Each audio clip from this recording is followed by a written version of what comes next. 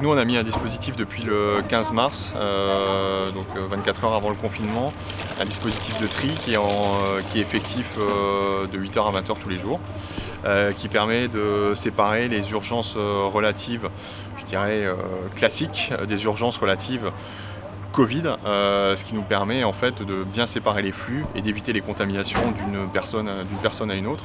Donc le tri se fait dans la tente juste derrière, qui nous permet avec un médecin et une infirmière d'avoir les premiers éléments en fait du diagnostic.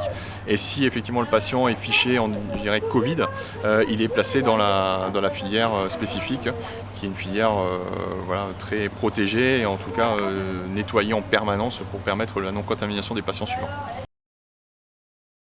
On a eu, je ne sais pas si c'est la chance, mais je pense que c'est aussi l'effet du confinement, c'est d'ailleurs une chute des urgences classiques, puisque les urgences classiques aujourd'hui ne représentent plus que 50% de l'activité qu'on a habituellement.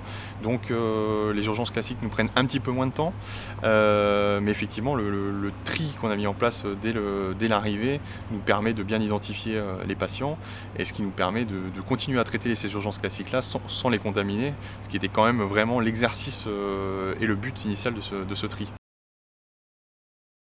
Je pense qu'il est important de préparer l'après, puisque si aujourd'hui on voit que les urgences classiques diminuent, c'est certainement qu'il y a des patients qui attendent chez eux et qui ne consultent pas en cette période de confinement et en cette période où le mot d'ordre « restez chez vous » peut impacter les mouvements et les flux, et pensent que peut-être qu'on ne peut pas aller aux urgences pour d'autres problèmes que le Covid.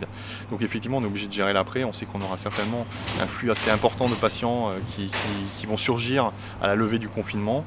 C'est généralement des patients porteurs de maladies chroniques qui n'ont pas consulté depuis un moment, qui n'ont pas eu de suivi pendant un moment, ou qui ont eu un suivi peut-être par télémédecine qui des fois est assez complexe à mettre en place, et qui est aujourd'hui un mode, je dirais, plutôt dégradé de consultation plutôt que le mode habituel qu'on connaît, où on peut suivre le patient, l'examiner, en tout cas voilà, voir son évolution physique.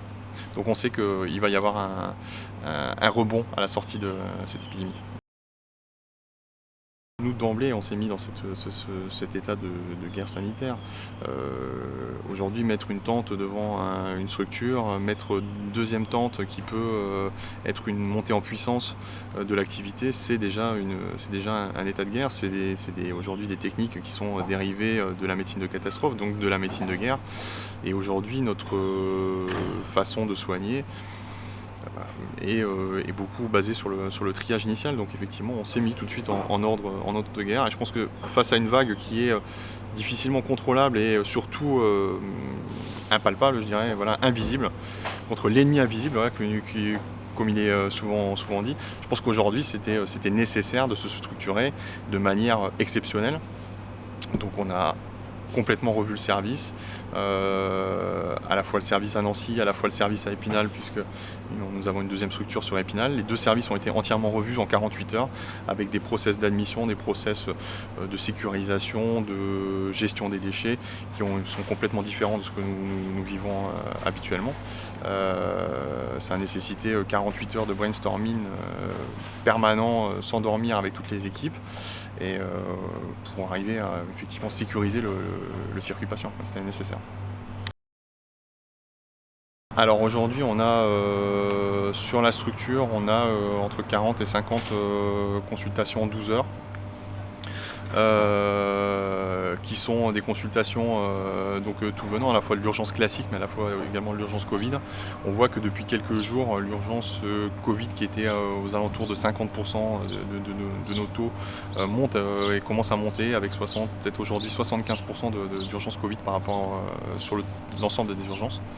Après, quant au positif, je pense que la positivité, c'est très difficile à dire. On sait qu'on va avoir à peu près 10% de la population meurthe-et-mosellane qui aujourd'hui doit être touchée. Mais je pense que le côté positif dépend aussi de quand vous faites le diagnostic et quand vous faites le test. C'est-à-dire que si vous testez tout le monde, bien évidemment vous aurez peu de positifs, en tout cas ce sera dilué.